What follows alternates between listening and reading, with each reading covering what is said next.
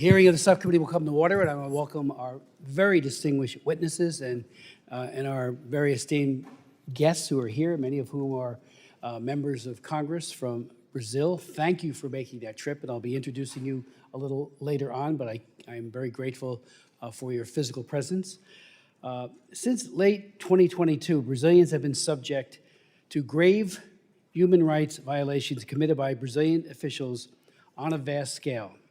Documented right violations in Brazil include the political abuse of legal procedures to persecute political opposition, including jailing opposition figures on spurious charges, violations of freedom of speech and media freedom, including persecution of journalists, the silencing of opposition media, banning individuals from social media, thinly veiled censorship laws claiming to fight disinformation, and many violations of rule of law and judicial malfeasance.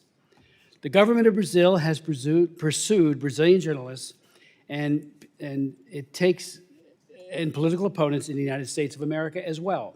It has used Interpol, red notices, social intimidation, threats of legal action and extradition, and according to one credible victim of transnational repression, has sought to use the FBI as a carrier or conduit to its intimidation. I would point out that legislation that I've introduced on transnational repression will be soon marked up by the committee. Michael McCall, I'm the prime sponsor of it, has said it will be on our next markup, and that is designed to stop governments, including China and other dictatorships, from intimidating people here in the United States in such a callous way, which is what they do. Pardon me. In December of 2022, Mary O'Grady, who writes a weekly column on Latin America for the Wall Street Journal, noted that the crackdown is ordered not by the executive, by the judicial branch. Quote, a greater threat, as she points out, is the 11-member Supreme Court, which is overstepping its jurisdiction and flouting the rule of law for political reasons without consequences. When the highest court becomes an ally of ideological and corrupt politicians, democracy is in grave danger. She goes on, Brazil has arrived at such a moment. The court censored other political speech from business leaders, elected officials of Congress, members of Congress, and news and entertainment platforms on the right. This has been carried out with assistance from the Electoral Tribunal's Special Advisory to Combat Disinformation. It acts as a ministry of truth, so-called. In fact, the crackdown is largely in the name of one man, Brazilian Supreme Court Justice Alexander de Moraes. In late January of 2023, the New York Times reported, referring to Moraes, quote, this is from the New York Times, using a broad interpretation of the court's powers, he has pushed to investigate and prosecute, as well as to silence on social media, anyone he deems a menace to Brazil's institutions. He has jailed people without trial for posting threats on social media, helped sentence a sitting congressman to nearly 9 years in prison for threatening the court, ordered raids on businessmen with little evidence of wrongdoing, suspended an elected governor from his job, and unilaterally blocked dozens of accounts and thousands of posts on social media with virtually no transparency or room for appeal. And that's the New York Times article. Since January of 2023, the abuses have grown and spread in expanding waves of persecution. Yet almost all the major media have almost ignored this story. And that has got to change. That's what this hearing hopefully will be a pivot. And we will begin on this committee, and I have legislation that I'm working on right now that would be a Democracy Act, and I've written many of them in the past.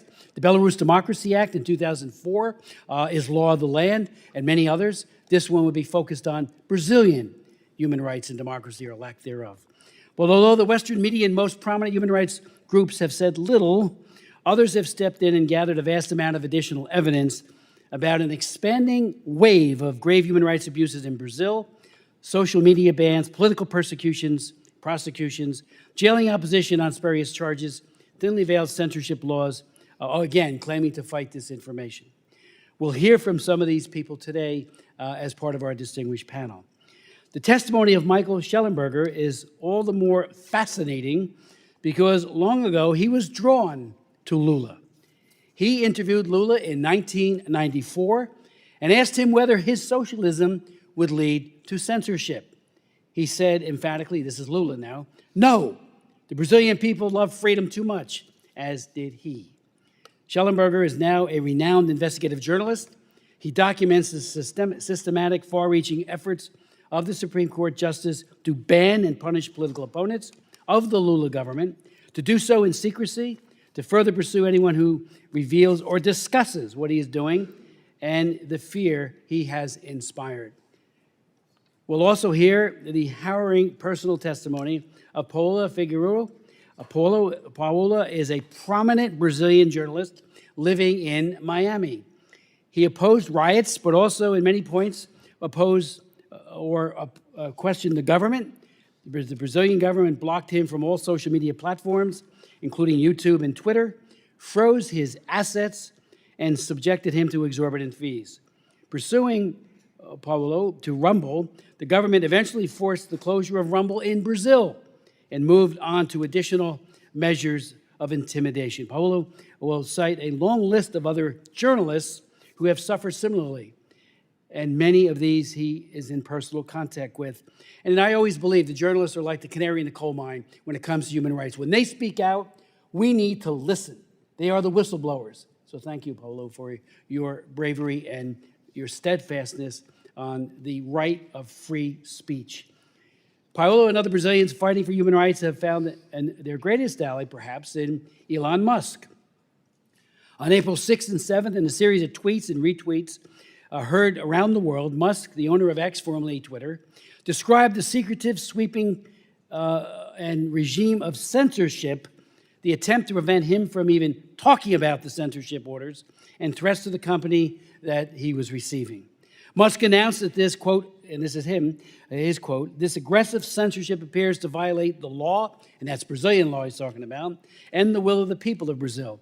Musk announced that he would defy the court's order and lifted all restrictions. He went on to say that X will publish everything demanded by @Alexandra and how those requests violate Brazilian law.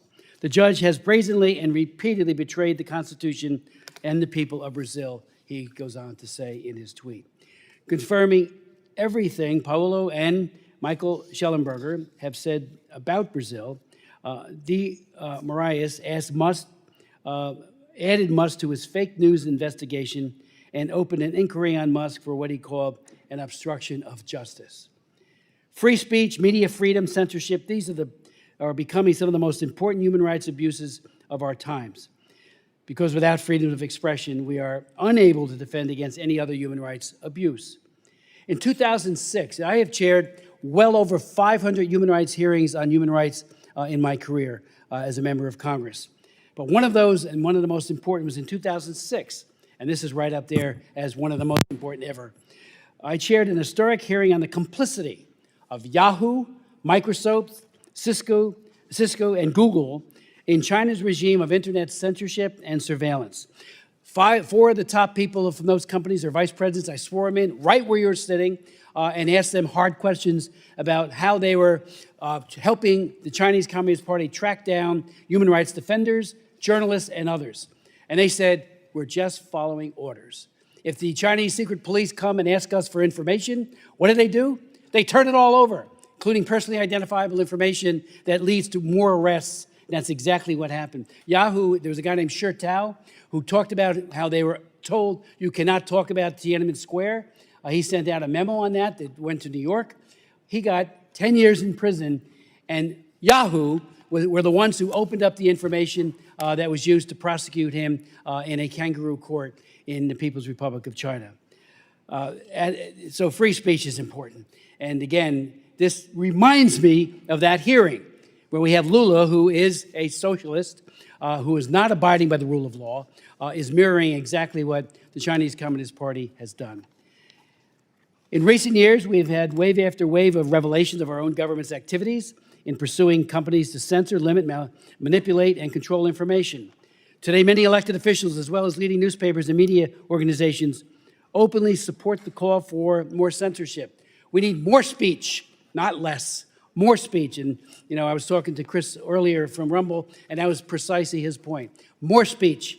Let people speak out. That's what free speech is all about. We're going to hear today from star witnesses who have assembled a galaxy of evidence of widespread politically motivated censorship and persecution in Brazil. I will also be submitting questions to the Biden administration about its relationships and interactions with the government of Brazil on the issues we are raising in this hearing today. As I indicated earlier, I am working on legislation, a Brazil Freedom and Democracy Act that will require the U.S. government to engage more vigorously with Brazil on the side of freedom and human rights. Mario Grady, again, from the Wall Street Journal, summed it up so well when she said, Brazil, the grim reality in Brazil is that democracy is dying in broad daylight. Again, I want to thank the many Brazilians who are here, who made the trip. I want to thank our distinguished witness, and I yield to my friend and colleague, the ranking member, Ms. Wild. Thank you, Mr. Chairman, and welcome to all who are participating here today or attending. With all due respect to everyone involved in this hearing, I would like to say at the outset that this is not the hearing on Brazil that I believe we should be having today. The hearing I believe we should be having is one focused on the 200th anniversary this year of the bilateral relationship between the United States and Brazil, the two largest democracies in the Western Hemisphere. The hearing I believe we should be having is one focused on the many areas of cooperation between our two countries, on labor and workers' rights, climate and protecting the Amazon, combating hunger, poverty and violence, and expanding sustainable and broad-based economic growth, stability, security, and peace throughout the hemisphere. Above all, we should be working to advance our critical partnership with Brazil in a spirit of mutual respect. Unfortunately, the framing of this hearing, which I believe presents a distorted view of Brazilian democracy and provides a platform to those seeking to undermine it, does the opposite of that. Rather than strengthening our relationship, a hearing like this serves only to damage and undermine it. Brazil is a strong and vibrant democracy with a robust civil society and media, a multitude of political parties representing a huge political spectrum, and an electoral system that is rightly considered to be one of the most secure and rapid in the world.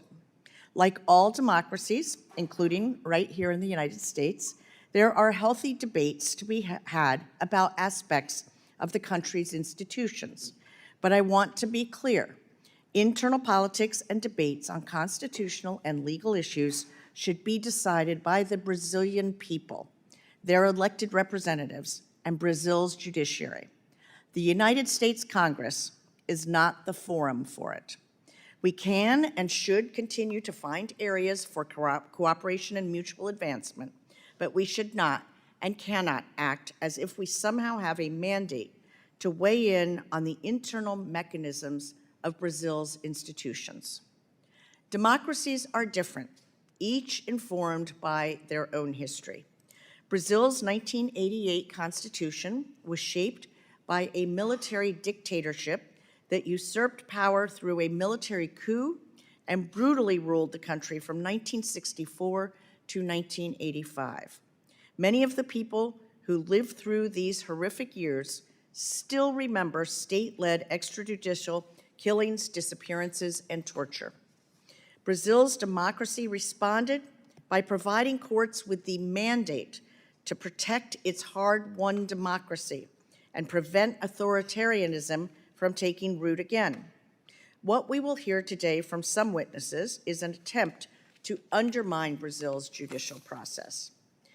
Former President Bolsonaro's conduct in office, his praise for the military dictatorship, his calls for violence against his political opponents, his refusal to acknowledge his 2022 election loss, his attempt to engineer a coup, and his incitement of the January 8th attacks triggered laws in place designed to serve as a check on executive power resulting from the coup in 1964.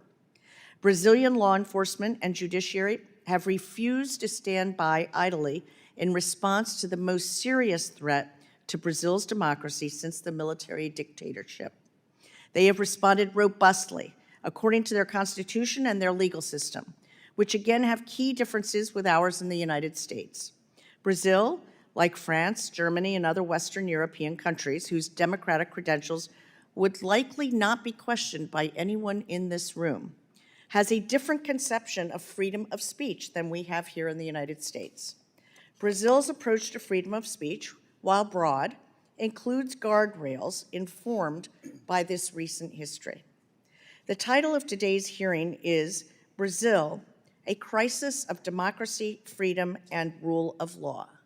Mr. Chairman, respectfully, I would ask, where was the hearing about Brazilian democracy when we learned about then-President Bolsonaro's efforts to foment a military coup? Where was the hearing after supporters of former President Bolsonaro led a coordinated attempt to overthrow the country's democracy on January 8th, 2023? This brings us to January 8th and the parallels between January 6, 2021 and January 8, 2023. Put simply, the January 8th attack, conducted in the manner it was clearly inspired by the January 6th attack. I believe we need more investigation of the connections between the two events and the role that individuals in the United States may have played in the coup attempt, including far-right public figures who used their platforms to, at a minimum, express support for a coup. This is another essential question I would have liked to see reflected in the framing of this hearing. How precisely did 2020 U.S. election deniers and the January 6th attack here in the United States enable the attempt to reject the results of the 2022 election in Brazil and to attempt a coup on January 8th? And how can members of Congress in both countries work together to strengthen our democracies in the face of these threats? I have with me today a copy of the report issued by Brazil's Parliamentary Inquiry Commission on the January 8th attacks. It contains critical findings. Mr. Chairman, I am submitting excerpts of the report for the record. I am also entering a statement prepared by Representative Jim McGovern, the co-chair of the Tom Lantos Human Rights Commission, into the record. As it happens, this year marks the 60th anniversary of the 1964 coup that led to Brazil's military dictatorship. Part of democracy means being honest about the instances in which we fall short of the ideals that we proclaim. The U.S. government's involvement in and support for the 1964 coup was such a moment in our history. In this hearing, let us be cognizant of the history between our countries. Let us approach our vital relationship with Brazil as a partnership of equals, not one in which the United States seeks to dictate events or interfere with Brazilian democracy. Let us learn from the consequences of past actions and remember that the role of the United States should not be to interfere in internal judicial proceedings or worse, destabilize democratically elected leaders who disagree with aspects of United States policy, but rather to build durable alliances around the world, understanding that we will have differences even with close partners and allies. Brazil's 2022 elections were free and fair. The United States government, alongside the international community, recognized the results immediately. In response to the attempts to overturn the election results, Brazil's institutions prevailed. Democracy prevailed. The Brazilian people prevailed. This is the vision that I intend to defend in today's hearing and beyond. Thank you, Mr. Chairman. I yield back. Thank you very much. I will introduce our very distinguished witnesses, but just make a couple of points. One, the Republicans were not in control of the House. The Democrats were in control of the House, so the hearings that you mentioned could have been done by the Democrats. It was not done or contemplated, as far as I know. So I just think that, for the record, that needs to be known. And in terms of, I am a firm believer that friends don't let friends commit human rights abuses. we have an obligation, a moral obligation that's not so easily satisfied when we see human rights abuses that are occurring, whether they be underreported by certain aspects of the human rights community or not, they need to be exposed. And this violation of religious free speech is very profound. It is getting worse, and I think we have a moral obligation. And I'll just also, one other thing. I was engaged in the effort to bring David Goldman's son, Sean Goldman, back from Brazil when Lula was the president before. We tried very hard to get hearings. We finally had one. I got a resolution passed on the floor of the House, and in complete violation of the Hague Convention on Parental Abduction, because they are signatories to it, Lulu and his government refused to abide by that international set of principles established by the United Nations. We're part of that Hague Convention, as is Brazil, and it took the threat of taking away GSP, Generalized Systems of Preferences, in order to get the Brazilian government to say, you better let this little boy leave and be joined with his father. So I learned the hard way. I went to Brazil twice during that ordeal. And again, Lula was of no help. He was on the other side of that situation. And that is a human rights issue of the highest level. So now we're talking about free speech, and then we're talking about in terms of right now, it's being violated, I believe, with impunity. And we need to speak out. We need to speak with one voice, because friends don't let friends commit human rights abuses. I'd like to now introduce Chris Pavlovski, who's the founder and chief executive officer of Rumble. As a three-time successful entrepreneur, Mr. Pavlovski has founded Cosmic Development in 2011, a global IT business employing 150 employees with offices in Europe and North America. The business was ranked as the second best employer in Macedonia and has been the recipient of numerous awards. Mr. Pavlovski also sits on numerous boards, including Macedonia 2025, a not-for-profit focused on economic and educational development in that country. Michael Schellenberger is founder, president of Environmental Progress, and CBR chair of Politics, Censorship, and Free Speech at the University of Austin. He is also a leading investigative journalist who has broken major stories on crime and drug policy, homelessness, Amazon deforestation, rising climate resilience, growing eco-anxiety, the U.S. government's role in the fracking revolution and climate change, and California fires. He has testified to Congress at many hearings, including in recent years on AI and censorship, on big tech censorship, and on the censorship industrial complex, as he puts it. Paulo Figueiredo, I always have a little problem with that, is an investigative journalist. As a journalist, Paulo stands out as one of the most well-known figures in Brazilian journalism media. When he appeared on JP News Network, his show was an absolute leader in audience ratings for various television programs. On his social media account and YouTube channel, he has millions of subscribers seeking a perspective absent from the legacy media.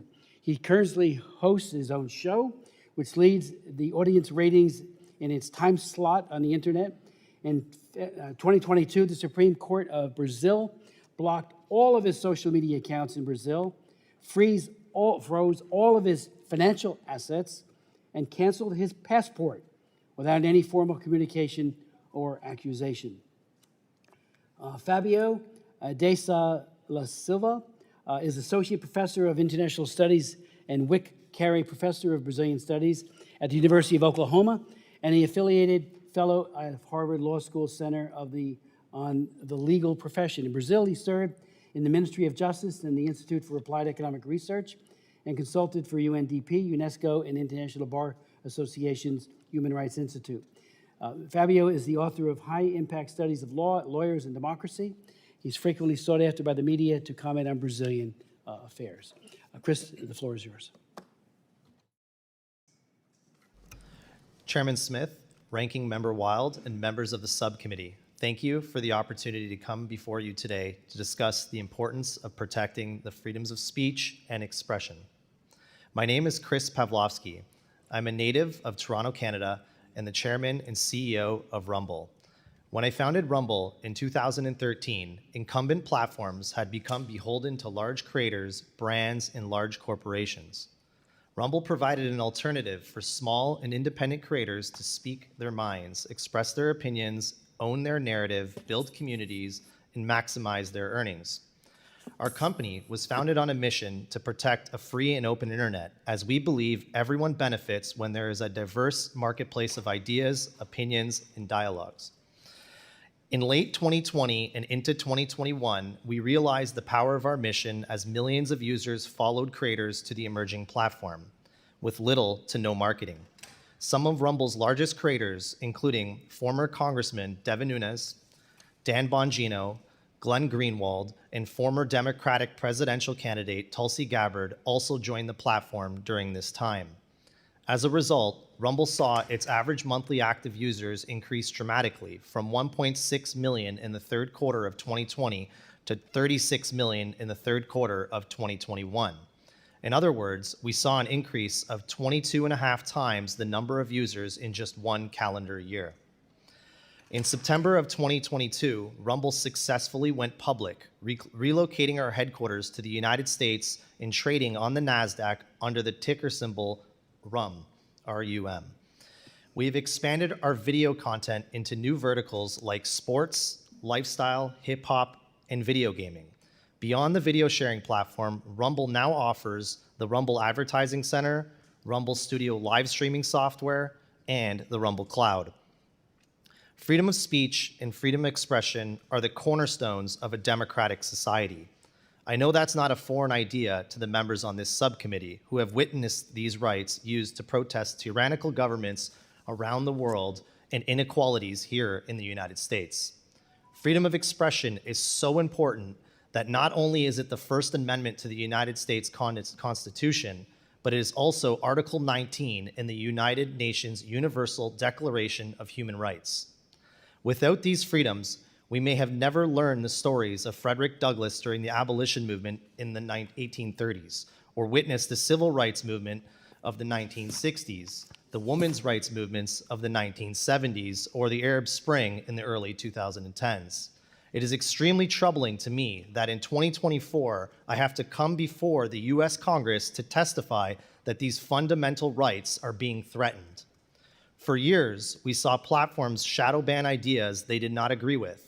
It was subtle suppression of ideas and opinions that did not fit the norm as dictated by algorithms. Today, the censorship we see is much more overt. Governments are acting in ways we only imagined happening 50 to 60 years ago, openly asking platforms to censor and take down disfavored content. They are back in the business of thinking they know what's best, dictating and controlling conversations and stripping the human right to speak and share freely. These are not theoretical fears. These things are happening, and I know this personally as the CEO of a platform that receives demands from governments around the world. One of the first instances of government censorship we experienced did not come as a surprise, as it came from communist China. Communist governments often crack down on a variety of freedoms, including freedom of expression. However, we were surprised in 2022 when we received a request from the French government to block certain news sources. People can certainly question the trustworthiness of news sources, but it should not be any government's job to selectively eliminate access to information. Rather than comply with the French government's request, we simply disabled the access to the platform in France and challenged the legality of this demand. To be clear, Rumble has a strong set of content guidelines under our terms and conditions, but the content the French government was asking us to censor did not violate any of our terms. Instead, it was regarding Russian news outlets. Earlier this year, we received requests from the Brazilian government to remove certain creators from our platform. Again, the content did not violate our terms and conditions, but instead shared opinions that were unpopular in Brazil at the time. Rumble made a very tough decision not to comply with the government's request. As with France, we chose to disable access for our users in Brazil while we challenged the legality of the Supreme Court's demands. It does not stop there. Just last month, we received requests from New Zealand and Australia to censor politically unpopular content. Countries in every hemisphere, all of them members of the United Nations, are no longer upholding the human right to freedom of expression. This is getting out of control, and it should alarm everyone in this room. As this committee knows, the United States is involved in so many initiatives to protect democracy around the world, But when it comes to defending the freedom of speech and protecting American businesses who attempt to uphold this right in Brazil, the United States has been silent. It cannot remain so. It does not matter which platform hosts the content. Today it is Rumble, yesterday it was X, but tomorrow it could be the New York Times. The platform shouldn't matter. The universal right to freedom of speech and expression, the core of Western democracy, is at stake. America needs to step up and take a leading role. Rumble will never back down from our mission. We are the tip of the spear in this fight, and we relish that. We urge everyone, especially the US State Department, to join us. I'll close with one final thought. Every totalitarian regime that has crushed the rights of individuals has sought to control what people can say and hear. It's never the good guys doing the censoring. If the United States won't stand up for freedom of speech, who will? Thank you again for the opportunity to be with you today. I look forward to taking your questions. Thank you so very much for your testimony. I'd like to now recognize Mr. Schellenberger.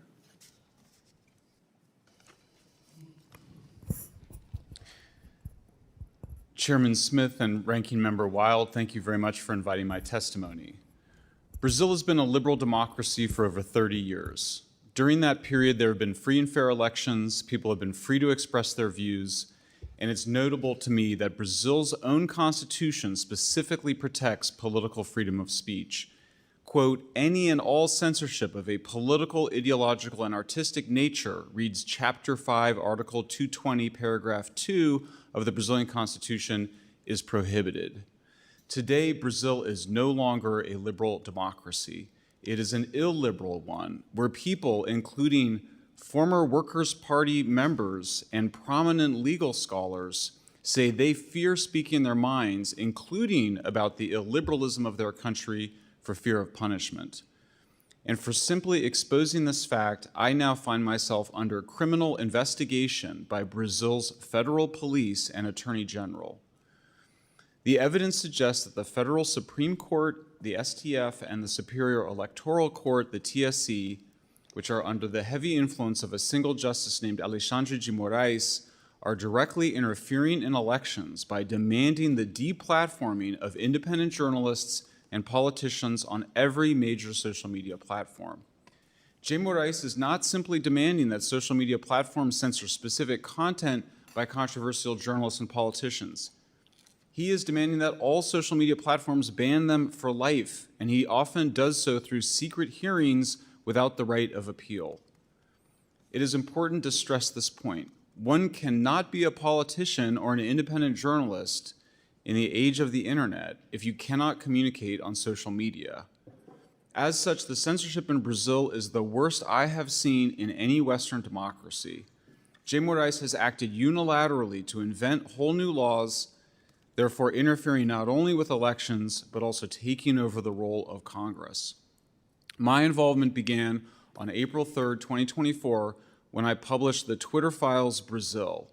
They show Supreme Court Justice Jay Moraes had illegally demanded that Twitter reveal private information about Twitter users who used hashtags he considered inappropriate and demanded the deplatforming of independent journalists and politicians.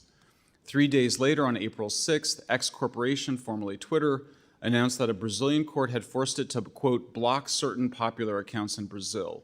1 hour later, X's owner Elon Musk announced that X would defy the court's order and lift all restrictions. 1 day later, April 7th, Jay Moraes announced a criminal investigation into Musk for allegedly spreading disinformation, obstructing justice, and allowing people who Jay Moraes had banned from social media to freely express their views.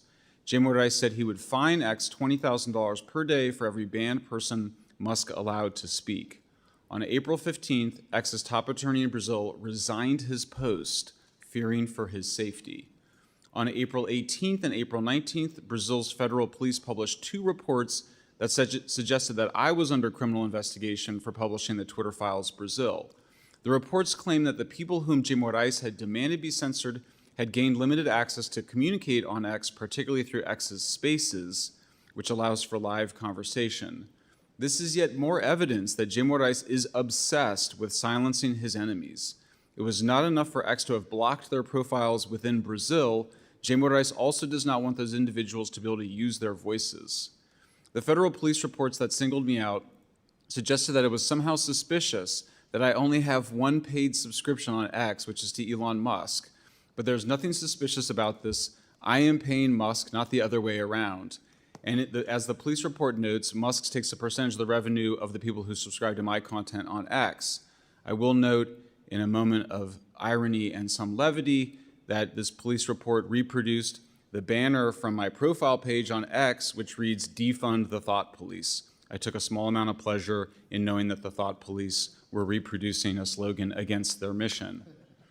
3 days later, Brazil's Attorney General, Jorge Messias, urged the Supreme Court to pursue criminal prosecution, unquote, and investigation to, quote, identify and punish the possible culprits. His report named me specifically. At no point did the Attorney General suggest that either I or my co-authors, Eli Vieira and David Agape, lied or presented inaccurate information. Rather, the Attorney General's 6-page memo released publicly claims that I released, quote, excerpts of content from confidential judicial decisions in an attempt to destabilize the democratic state. But both accusations are also untrue. None of the Twitter files Brazil contained any confidential judicial decisions. The Twitter files Brazil's were strictly emails between Twitter staff. There's not a single instance where we published confidential judicial decisions. But even if we had, the Brazilian Constitution reads, quote, the law may only restrict the publicity of procedural acts when the defense of privacy or social interests so require, Article 5. And in this case, it was imperative that we publish the Twitter files precisely to protect the Brazilian public's right to privacy, freedom of speech, and democracy. What's more, this attack on me is highly selective. Brazilian news media have reported on confidential judicial decisions for years and not been subjected to such outrageous criminal investigation as the one I am under. Finally, there is no law in Brazil attempting to, quote, attempting to prohibit, quote, the destabilization of the democratic state through nonviolent means. The law only prohibits violent attacks on democracy. As such, the Attorney General abuses his power and acts as a lawmaker, usurping Brazil's Congress. And just imagine for a moment if Brazil criminalized something as vague as destabilizing the democratic state. Such a law would allow President Lula to lock up nonviolent protesters, journalists, and his political rivals. While in Brazil, I interviewed dozens of Brazilians, including professors, journalists, and respected lawyers. The vast majority told me they were shocked by what is happening and that they are too afraid to speak their minds about it publicly. We are at a very dangerous moment. Brazil's democracy is at risk despite its strong constitutional protections. Thank you for my testimony. Thank you for asking for my testimony. Thank you so very much. I'd like to now ask Paulo if he would make his presentation. Mr. Chairman, Ranking Member Wild, and distinguished members of the House, my name is Paulo Figueiredo, and I am the living, breathing proof of human rights violations in Brazil. For doing the work of a good journalist, I am censored in all social media. I have my assets frozen and my Brazilian passport canceled, all without due process. I come from a family with a long legacy of fighting tyranny. My great-grandfather, General Euclides Figueiredo, led a revolution against Brazil's most brutal dictator, Getúlio Vargas. For that, he spent years in a dungeon. His son, my grandfather, João Figueiredo, became Brazil's 30th president in 1979, tasked with ending the 15-year-long military regime. As president, he granted amnesty, held free elections, allowed multiple political parties, and by the end of his term, peacefully handed power back to civilians, restoring full democracy in Brazil. I never imagined this legacy of fighting for individual freedoms would span generations and fall upon me as well. Until the end of 2022, year of Brazil's latest presidential election, I was a political commentator on JP News, a TV network often compared to US Fox News. The primetime show I was in had been voted the best in the country and had more viewers than the next two networks combined, including the local CNN. I had over 5 million followers across all social media with higher engagement than virtually any other journalist in Brazil. By any account, I was one of the most influential journalists in the country, until I started being targeted by a series of decisions from the highest court in the land. In December 2022, I had all my social media accounts blocked for Brazilians. Later, I learned that the order would extend to freezing my financial assets, suspending the confidentiality of my financial transactions, threatening exorbitant fines every time I said something that displeased Justice Alexandre de Moraes, and even canceling my Brazilian passport. I disappeared from my entire audience. This is the modern equivalent of being sent to a dungeon, as was my great-grandfather. In January 2024, following Lula's inauguration and the January 8th riots, Brazil's Department of Justice opened a case against JP News, accusing the channel of fomenting the revolt. Demonetized by YouTube, faced with new criminal case and threat of losing its public concession, JP News gave in and laid off all its conservative commentators and adopted a more Moraes-friendly editorial stance. I was unemployed with all my assets frozen and my work tools blocked. Rumble and Locals promised to always stand for freedom of expression, so I joined, quickly becoming one of the biggest content creators on both, with 120,000 subscribers on Rumble and nearly 60,000 subscribers and 2,000 paid subscribers on Locals. However, in December 2023, pressured by absurd orders issued by Moraes, with me being one of the main targets, I believe, both platforms closed access to all Brazilians. The financial loss has been unbearable. On February 8, 2024, Brazilian newspapers reported a new offensive against me.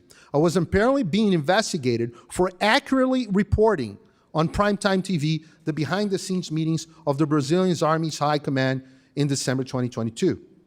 In this investigation, a new measure was issued prohibiting me from having contact with former President Bolsonaro and any other person investigated, a clear intimidation tactic that hinders my journalist activities. There's one single name behind every one of these decisions. That's Alexandre de Moraes. Remember this name. He's the de facto dictator of Brazil. He's a Supreme Court justice, the head of the Superior Electoral Court, known as TSC, and the man in charge of the infamous fake news probe, which began in 2019 and is still open. An alarming caveat. Through all this, my work was being carried out from my studio in Florida, where I have been residing since 2016. I have therefore been under the jurisdiction of this country the entire time, and consequently protected by the rights guaranteed in the First Amendment of the Constitution of the United States of America. American companies have been obeying legal orders directly from Brazilian judges without following international procedures and sharing data of individuals under American jurisdiction. This Congress should address this issue, as it is not only violates our constitutional rights, but also exposes an intelligence risk and potentially violates the FCPA. By no means I was the only journalist affected. On the same day, award-winning journalists and bestseller authors Rodrigo Constantino, present here in this hearing, and Guilherme Fiuza were targets of nearly identical copy and paste decisions. Other journalists, such as Alan dos Santos, also present here today, had faced even harsher measures, including arrest orders. Libertarian podcaster Monarch, known as the Brazilian Joe Rogan, suffered a similar fate. They're both exiled in the US.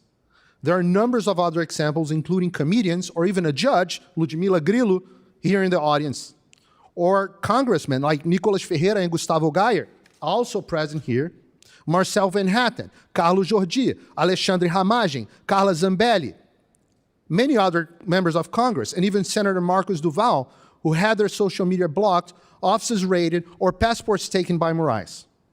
Congressman Daniel Silveira is currently serving 9 years in prison for recording a video harshly criticizing Moraes. Former Congressman Dalton Dallagnol, the former prosecutor who got Lula da Silva convicted for corruption, also here, lost his seat by order of Moraes Court. A survey showed that 70% of Brazilian members of Congress believe the Supreme Court invades their powers. Some of 2/3 of Brazilians believe the country lives under a judicial dictatorship. Demonstrations with hundreds of thousands of people are mostly against Moraes. The Brazilian people and Congress know Moraes is out of control, but are paralyzed with fear. Many ask how one justice can do all these things, given that Brazil has laws defending freedom of expression. In fact, Alexandre Moraes does not have this power by law, and his actions flagrantly violate the Brazilian Constitution, specifically Article 5, items 4, 9, and Article 220, as well as international laws, which Brazil is a signatory, such as Article 13, paragraph 1 and 2, and the American Convention of Human Rights, and Article 19 of the Universal Declaration of Human Rights. These censorship and persecution actions occur within illegal process, such as the mentioned fake news probe, which is now investigating even Elon Musk, where Moraes acts as the alleged victim, investigator, prosecutor, and judge without the right to appeal. He also acts through his seat in TSC, which granted itself exceptional powers during the 2022 elections that persist to these days. These acts occurred in a veiled way, with cases running under legal secrecy and lawyers not having full access to the case files. My case is iconic in that sense. For about a year and a half, I have been suffering the described penalties without being formally notified or informed of any decisions or procedures against me, making me unable to defend myself. I only access the decisions against me when the Judiciary Committee of this House subpoenaed acts requesting and publicizing Moraes' decision. The content, which generally lacks legal basis and specifics on violated laws, shocked me, the world, and the Brazilian people. This secrecy occurs because Brazil has no law criminalizing fake news, whatever that is. For these reasons, Moraes currently faces 100 complaints in the Inter-American Commission of Human Rights. Regrettably, they have been sitting on these cases. The United States may have a broad role in this sad story as well. Some could even say that the US government and NGOs acted directly in strengthening Brazil's censorship apparatus. First, the US government may have assisted the Brazilian TSC in developing strategies to quote-unquote combat disinformation and strengthen censorship practice, with FBI agents and US Department of Justice officials participating in TSC council meetings, with the participation as well of the Brazilian intelligence agency, ABIN. These meetings mark the beginning of TSC's authoritarian escalation. The tactics outlined in the recent Censorship Industrial Complex report by this House Committee on the Judiciary, which details how the Biden administration coerced big tech companies to censor Americans, closely resemble the modus operandi in Brazil. However, while the Biden administration acted mostly informally, Moraes issued judicial orders throughout Brazil's highest court, threatening fines or complete disconnection from Brazil if big tech challenged them, as happened to Telegram in March 2022. American NGOs, including George Soros' Open Society and the Ford Foundation and the Oak Foundation, funded initiatives that worked closely with Moraes. The Atlantic Council, also funded by Soros, supplied reports and the theoretical foundation crucial to his fake news probe. But perhaps the most frightening influence was a systematic campaign that used all the soft power of American foreign policy as a quote-unquote discreet campaign to defend Brazilian elections, according to a 2023 Financial Times article. This involved covert actions by high-ranking U.S. officials, such as the CIA director, the Secretary of Defense, and Biden's national security advisor, who threatened public officials, military leaders, and Brazilian politicians with sanctions to ensure Moraes was not challenged. It's puzzling why the U.S., historically a promoter of freedom and democracy, would use its top officials to support censorship and aid in the ascent of a president aligned with China, Russia, Hamas, Cuba, Venezuela, drug cartels, and opposed to American interests globally, even undermining the dollar as the world's reserve currency. CIA Director William Burns and other Biden administration key agents continue to meet with officials from the Lula da Silva government and TSC in Brazil, focusing on quote-unquote combating disinformation, which we know now is a code word for censorship of unpleasant speech. Additionally, a Brazilian congressional delegation supportive of Lula da Silva regime, including a congresswoman from the Communist Party, visited Washington, D.C. last week to meet with members of the Democratic Party and OAS representatives. Mr. Chairman, you are well aware of the immense challenges you had to overcome in order for this hearing to happen. Why? In Brazil, ultimately, it will be up to the Brazilian people to solve their own problems. But it's important that the United States of America once again become a force for freedom and no longer for censorship. The United States Congress has enormous powers in this direction, and I urge you to use them. First, ensure that Moraes Lula regime stops operating in the shadow. As the Bible says in John 8:32, then you'll know the truth, and truth shall set you free. Brazil needs to be the subject of more frequent hearings, and Congress must continue to use its powers to bring light to the facts. Congressmen, visit Brazil. I speak on behalf of the Brazilian congressmen here that you are welcome in our parliament, and your presence will bring greater visibility to what has been happening.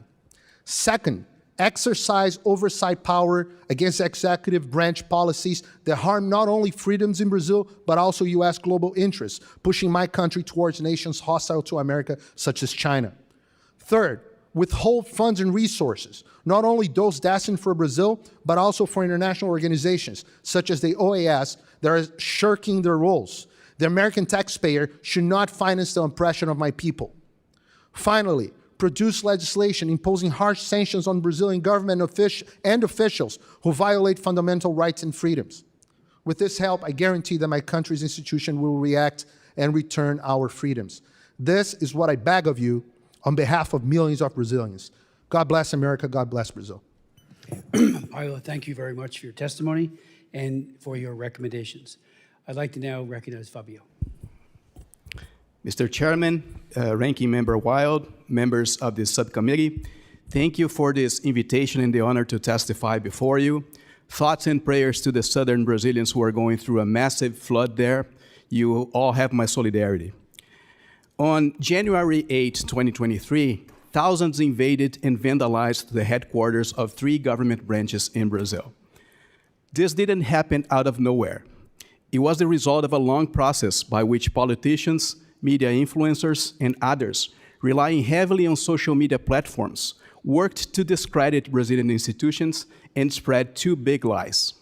One, that the Brazilian elections had been defrauded and Lula da Silva, inaugurated a few days before, was illegitimate.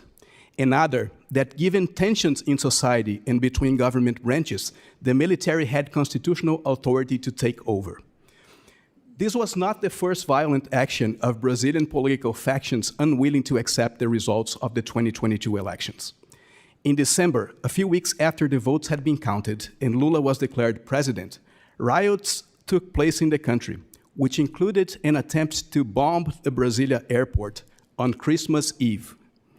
The Supreme Court has been a special target of these extremists since 2020, when it ruled that the COVID policies that former President Bolsonaro planned to adopt were unconstitutional. "I've had enough," shouted Bolsonaro. He actually shouted, "Acabou, porra," which in respect to the subcommittee, I'm not going to translate. Thereafter, Bolsonaro stood up against judges and even said in rallies that he was no longer going to respect court decisions. Others joined this call to confront justices on the streets and on social media. One of their mantras has been that the people are supreme. And in my written testimony, I provide with some pictures of demonstrations where this slogan features prominently. In this vision, courts must bow to what the people want. This is anything but a rule of law system, Mr. Chairman. It's actually a textbook definition of rule of man. As for the judiciary, it had to defend itself almost on its own. The chief federal prosecutor, appointed by Bolsonaro and with the authority to investigate high officials, was refusing to do his job, as demonstrated in studies. Congress, under new leadership, was becoming ever more complacent with Brazil's authoritarian leader. One of the few resources available to justice was to initiate investigations themselves, which in 2019, interpreting Article 43 of the court's bylaw, they understood they had the power to do. Some of these investigations are still underway, and they have produced substantial evidence that there was a plan to stage a coup, including through depositions by the former Bolsonaro's aide-de-camp Mauro Cid and the former Air Force commander Carlos Batista Jr. The issues discussed in this hearing stem from this painful and complex context. Some question the decisions made by the Brazilian judiciary in those investigations, as well as in its capacity to oversee elections. They do so based on conceptions of freedom of speech that misrepresent Brazilian law and private files released by different sources.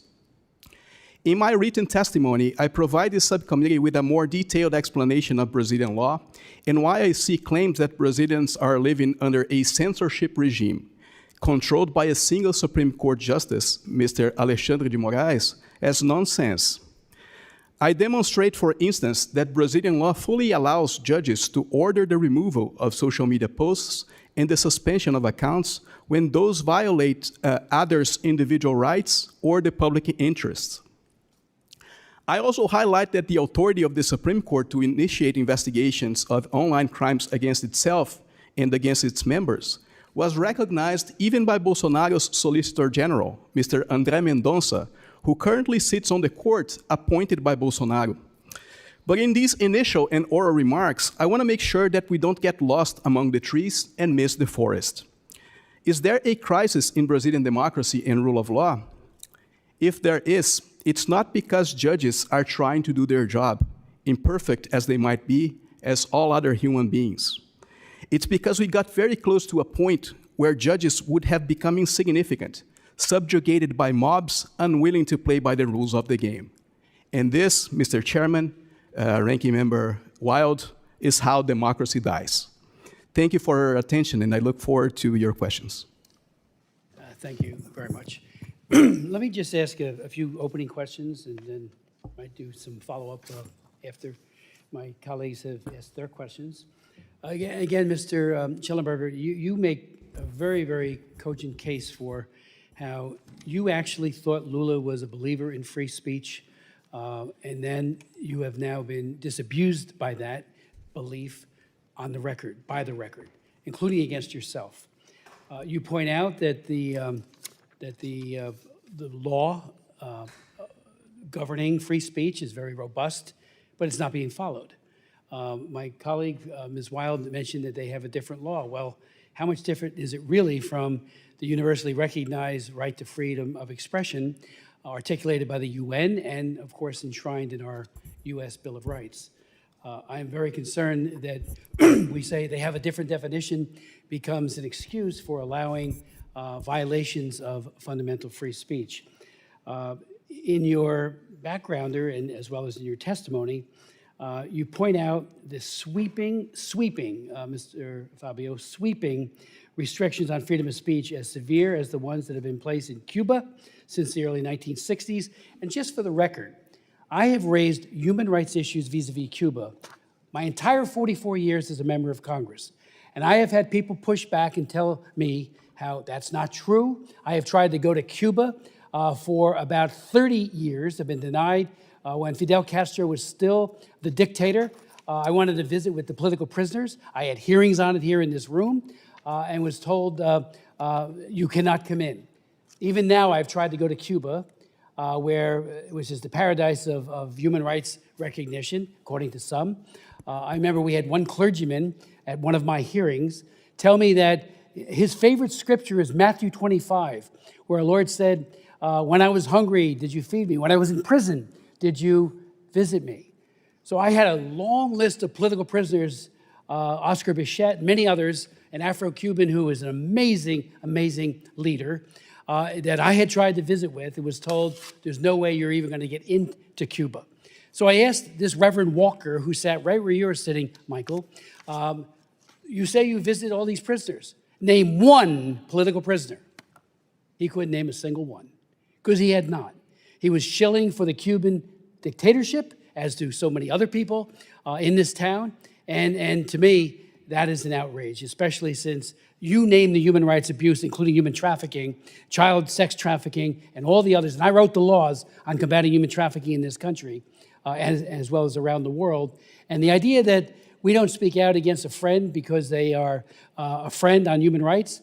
I was happy when George W. Bush put Israel and South Korea on the target list for bad actors on human trafficking. Because again, friends don't let friends commit human rights abuses. But getting back to, Michael, your comments, could you elaborate, if you will, on this pivot towards crushing free speech of people with whom the Lula government and the Supreme Court Justice disagrees?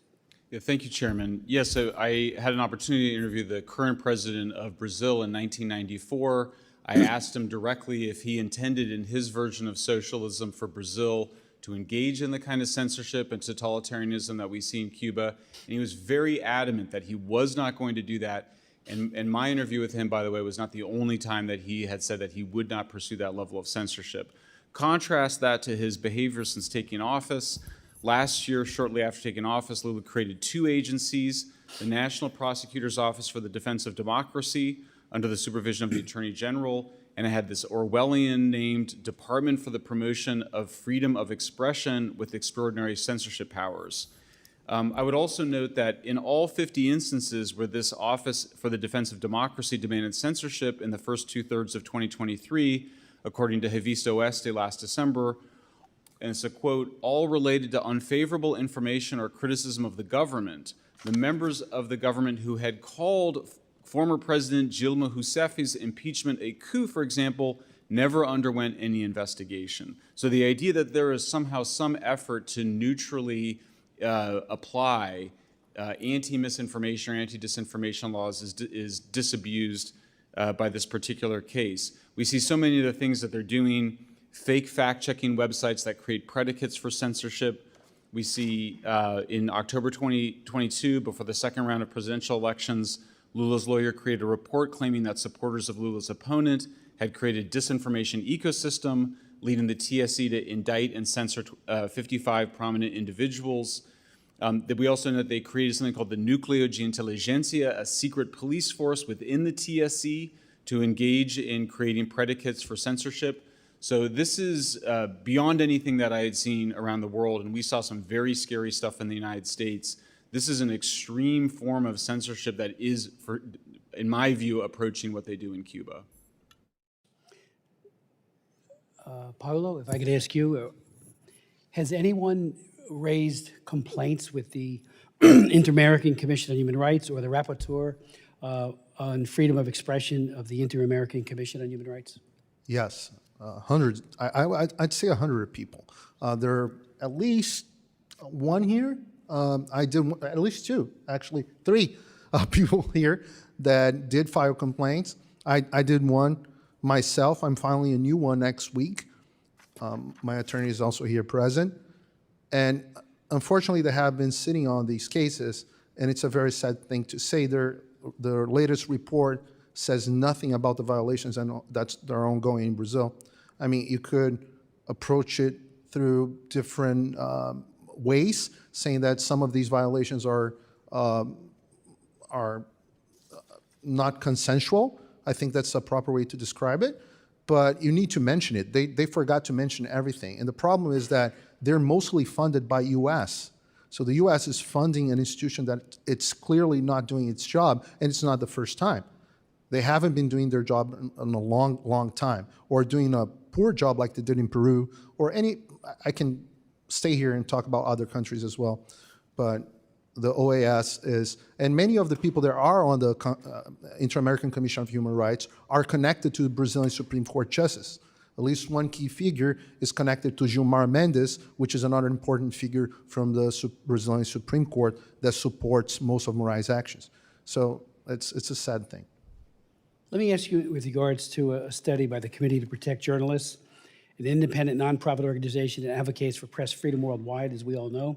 Brazil ranks 10th in the list of countries where murderers of journalists are most likely to escape punishment. It came out in a report just recently released, February 29th. Matter of fact, the headline was, Haiti joins list of countries where killers of journalists most likely to go unpunished. Can any of you share any light on that very, very disturbing acknowledgement by the committee? I think you have a thing or two to say about that as well, right? It's on your report. Can I? Yeah. So one piece of information that I bring in my testimony is the fact that Reporters Without Borders has recently released their latest ranking on the global press freedom, where Brazil moved up 20 positions from 2022 to 2023. That is to say, after Bolsonaro left But power. from what to what? What are they now? Say again? What's their current number? Current number is, I think, 62. I can check. Well, and 84. 62 is the U.S., but they are in the same tier. right, and if I can, Mr. Chairman, add that this organization is also funded by George Soros, also funded by the Oak Foundation and the Ford Foundation. And the Committee to it's a Protect circle. Journalists. It's a circle. They support their own narrative and they fund their own narrative. And the Committee to Protect Journalists is independent. It And is. they have now ranked them as number 10. It's hard to say who funds who, right? But it's Number 10 isn't very good, believe me. I do have other questions, which I'll come back to, but I yield to Ms. Wild. Thank you, Mr. Chairman. I would like to note and object to the anti-Semitic trope against Mr. Soros that was just uttered. But moving on, let me turn to you, Mr. De Silva. No, I know I got that wrong. Figueiredo and De Silva are going to be hard for that. Yeah. Silva's easier. I should have spent last night studying the pronunciations rather than my. Well, my it's notes. Fee Gay, and I know you're a very big LGBT supporter. So Fee Gay Redo. I am, in fact, I know. a big supporter I of know. LGBTQ Yes. rights. Thank you very much for noting that. So, Mr. Disa E. Silva, thank you. I want to talk about the attempts to overturn the 2022 election. In depositions to the Brazilian Federal Police, the former commanders of the Brazilian Army and Air Force asserted that then-President Bolsonaro sought but failed to gain their support for a draft decree to overturn his 2022 election defeat. And that draft decree would have proclaimed the election illegitimate, declared a state of siege, deployed the armed services to ensure the quote, necessary restoration of the democratic rule of law in Brazil. In your assessment, how high was the risk of the coup succeeding had then President Bolsonaro managed to gain the support of these branches of the armed forces? Thank you, Congresswoman. It was very high. I believe when you draft a decree outlining what's going to happen once the military take over, which in some versions of this drafting even included the arrest of Justice Moraes, I think you're trying to anticipate what you're going to do when push comes to shove. And I want to say that a draft of this decree had been encountered with the former Justice Minister in the Bolsonaro cabinet, and another draft had been encountered in Bolsonaro's office itself, in his party, when the police conducted a search and seizure there. So it has corroborated by these testimonies the fact that they have been discussing these drafts. And how long a period was that the draft decree was under drafting? I'll have to check, but I think it's between the end of the first round of the elections until January. Okay, and the election, am I right, was in October? October, yeah, Okay. first round. And so the draft decree wasn't fully prepared until January? It was in the making. Okay, and you heard the chairman's comments in response. You asked me about the risk. Wait, let me get to, Okay. let me just finish what I was going to say. You heard the chairman's comments in response to my opening remarks that Democrats were in the majority, Democrats here in Congress, and we could have done a hearing at that time. However, by the time this decree actually came about in January, as you said, I believe it's a matter of record that Republicans were actually in control on in January of 2023. So by the time we knew of this decree, Republicans were in control. I mean, that's not a question, it's just a statement, sir. Go ahead with what you were just going to respond to. How high was the risk of the coup succeeding? Yes, and even the fact that a couple of military officers backed off, to me, it's not an indication that there wasn't support from the military for this to happen. I mean, they were involved in conversations, they attended meetings, I think it was a last-minute decision, making some calculations that this wasn't going to work.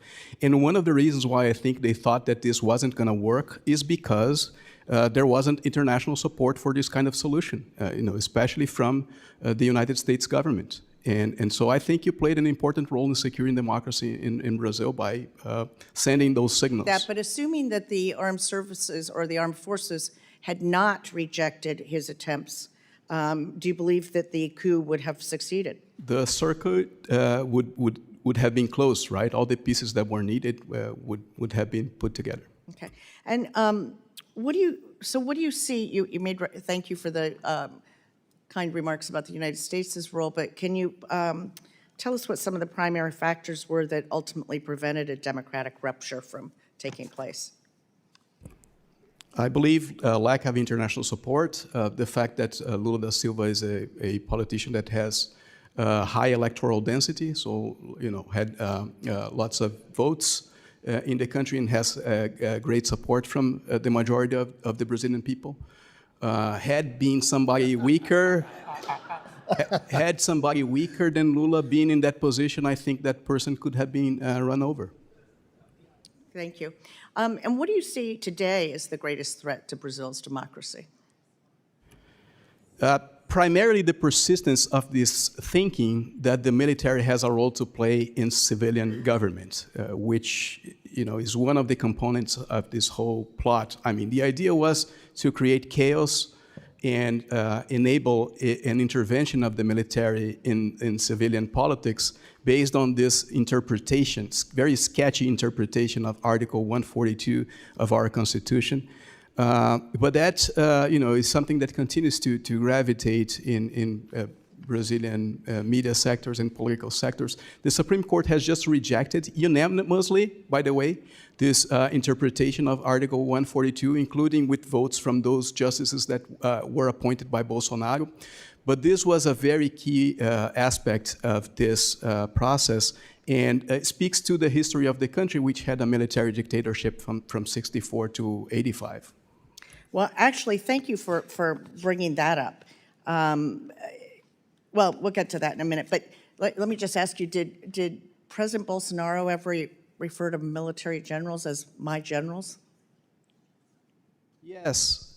Yes, and there was even this video from a ministerial meeting that was also apprehended in this investigation that you make a reference to, where he refers to the fact that the Superior Electoral Court invited the military to oversee the electoral process. And he says, they made a mistake here because I am the commander, the chief supreme commander of the military, as if they were in his hands. Madam Ranking Member, can I add something to that? No, I'll get to you in a little bit. I want to just, actually, I have numerous other areas of questioning, Mr. Chairman, but I'd like to give other people an opportunity to ask some questions, and I'll come back. Chair recognizes the distinguished gentlelady from Florida, chairwoman of the Western Hemisphere Committee.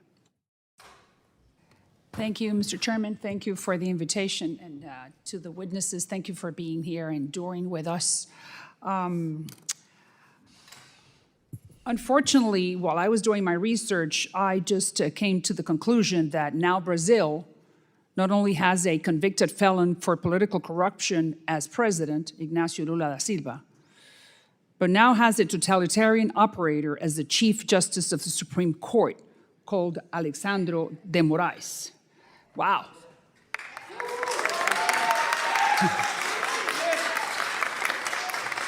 Thank you.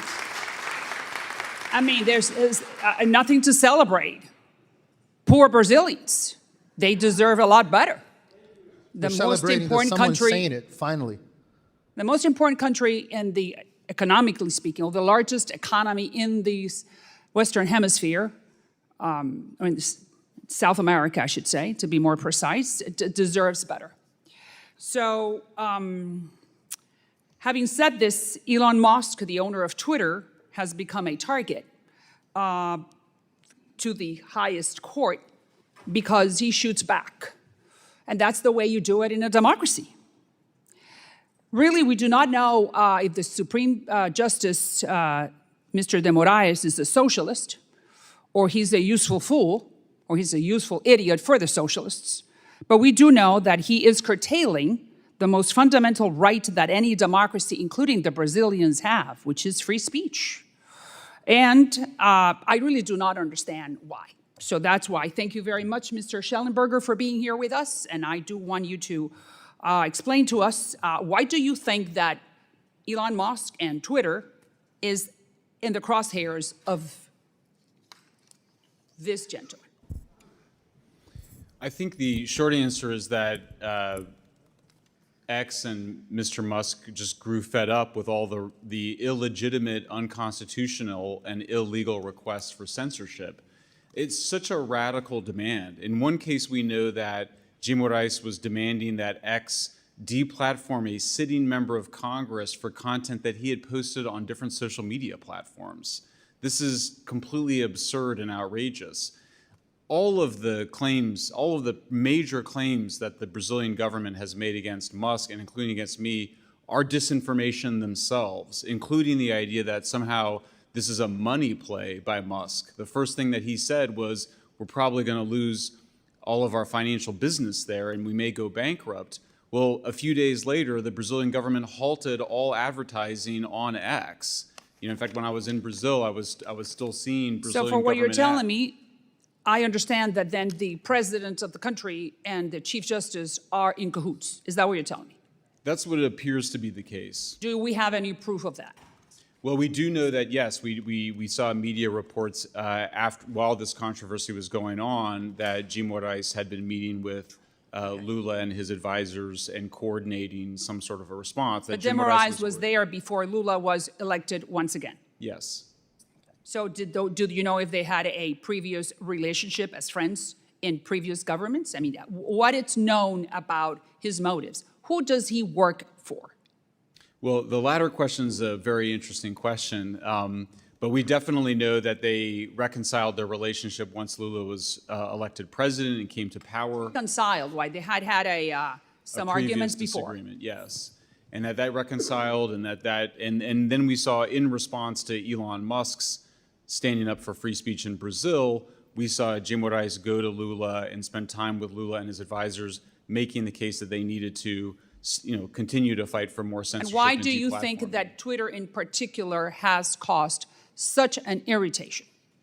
I just think it's because Musk has got enough resources to be able to stand up to the Brazilian government. It's not easy and I don't think other platform CEOs besides Rumble and X have shown the courage. I mean, I think we're not naming the names here, but Google, Meta, Facebook, Instagram, these platforms are allowing the censorship to continue. And I commend Elon Musk for doing that. Very good. That's exactly what he needs to do, not only in Brazil, but he needs to create the Brazilian model as an example that someone that has... Yeah. He needs to create an example, not only for Brazil, but for the United States and for the rest of the hemisphere, that you do not mess with free speech. Across the board, it does not matter what you're saying, you have the right to say it as long as it does not bring violence, period. So there are two facts here that I think could shed some light on who Mr. de Moraes is, and these are facts. Number one, he gave the order to take down a post that said that Lula da Silva supports Daniel Ortega, the dictator of Nicaragua. Well, yes, it's true. So why can the Brazilians not know that? So Mr. de Moraes ordered to bring it down. Number two, he gave 1 hour to the company, to Twitter, to take down posts by conservative politicians, or they would be fined $30,000. So 1 hour, what about if you read the email 30 minutes into it? So you only had 30 minutes to take it down, or be fined $30,000. And those two politicians are here, Carla Zambelli and Marcel Van Hatten. Is that true? Yes. If I can step in here, we at Rumble have also received these requests, multiple, 9 in total. Our decision was to immediately leave Brazil upon these requests. and no longer do business in Brazil based on protecting human rights of free speech. These requests... That's exactly what they want you to do, leave, which is what Musk is not doing, staying. I would say that actually the best move is for all of us is to protest and turn off the platforms and not comply with their orders. Rumble did not comply with Moraes' orders. And at this point right now, the other platforms are still in compliance with the orders. Those accounts are banned on those other platforms. On Rumble, we did not ban those accounts. We left the country under the principle of free expression and protecting the human right of free expression. So I believe the best course of action is to all in protest shut off in Brazil and let the entire nation know that this is unacceptable, so that everyone in that country can then protest in their government to push back against this type of behavior. But does the average Brazilian have any type of recourse to fight this back? I would say they don't, because they're working. And they're busy, and they're trying to make a living. So so my next question is, what can we do from this platform, to all of you, what can we do from this platform to protect the average Brazilian to read on Twitter, on any social media platform, whatever they want to, which is their right? What can we do as members of Congress? Either one. Well, at the end of my remarks, I offer 4 suggestions. The first one is keep doing what you guys are doing here and then on Committee on the Judiciary, which is shed light to the issues in Brazil. I can say here what people can't in Brazil, and that's why they target me so hardly. The second thing, and you're all welcome, I mean it, to visit Brazil. The mere fact that you go to Brazil and you talk in our house, and I speak on behalf of the Brazilian members of Congress, that we will hold hearings with you if you come to our country, and that itself will shed light. Light is important. I quoted the Bible verse, John 8:32, that you shall know the truth, and truth shall set you free. Right. The second is that you have immense power in oversight the executive branch, and the Biden administration has been a force for censorship. They enable Moraes, and they have been enabling Moraes since the beginning. Not only them, but deep state agents as well, have FBI agents meeting TSC technicians. But has the Biden administration picked up the phone and reached out to the Chief Justice and explained their disgust for what is happening? I think they support what's happening. They support what's happening. They did. They actually sent the CIA director. They sent Jake Sullivan as well. They sent the Pentagon chiefs to Brazil in order to threaten Brazilian public officials, military leaders, to not challenge Moraes. That's what he's referring when he says, "Well, a coup didn't happen." It's not, no one ever thought of a coup. It's a complete lie. A coup was Biden administration is interfering. They openly interfered. There's a piece of the Financial Times, 2023 piece of the Financial Times, called the discreet campaign of the United States to defend Brazil's election. Defend Brazil's election meant that we couldn't challenge the serious concerns that we have about our electoral system. I mean, 82% of Brazilians, of the President Bolsonaro's voters, don't believe in the system. What, they should all be silenced? I should ask him. Because 82% of the electorate of Bolsonaro, 37% of the country should be silenced because they have concerns about a public service, because the Supreme Court decided that we cannot criticize an electoral system. These are public officials. The United States has no business in interfering in elections in any other country. Well, we have enough problems with ours. They've done in Brazil. Thank you very much for that information, and I'm sure that Chairman Smith, we will take some action. Thank you for your info. Thanks to you. I'll yield back. Thank you very much. Ms. Kamalager-Dove. Thank you, Mr. Chair, and I am so glad to join this hearing as the co-chair of the Brazilian caucus.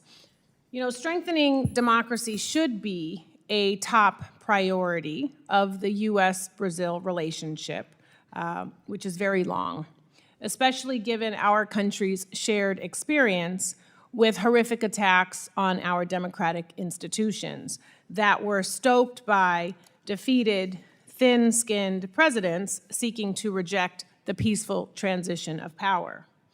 In the United States, insurrectionists stormed this very Capitol on January 6th in an attempt to overturn the results of the 2020 elections by force, killing people, including members of law enforcement. 2 years later, Jair Bolsonaro and his far-right supporters took inspiration from Trump's election denial playbook and sought to orchestrate a military takeover, bussing in protesters to storm all three branches of Brazil's government on January 8th. These attacks and the disinformation and conspiracy theories that enabled them represent the very real threats to democracy that we should be discussing. I did visit Brazil. I just came back from Brazil. I was actually there when videotape was revealed and shared of then President Bolsonaro hiding out in the Hungarian embassy. So I just returned, my time.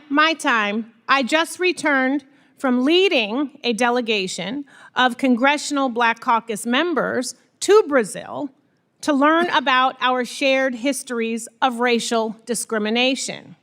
And if we want to talk about strengthening democracy, we should be talking about how we can increase the political participation and economic and social inclusion of Afro-Brazilians who have been murdered and marginalized throughout Brazil's history. And let's shine a light on the historic land grabs and religious persecutions that these communities have continued to face.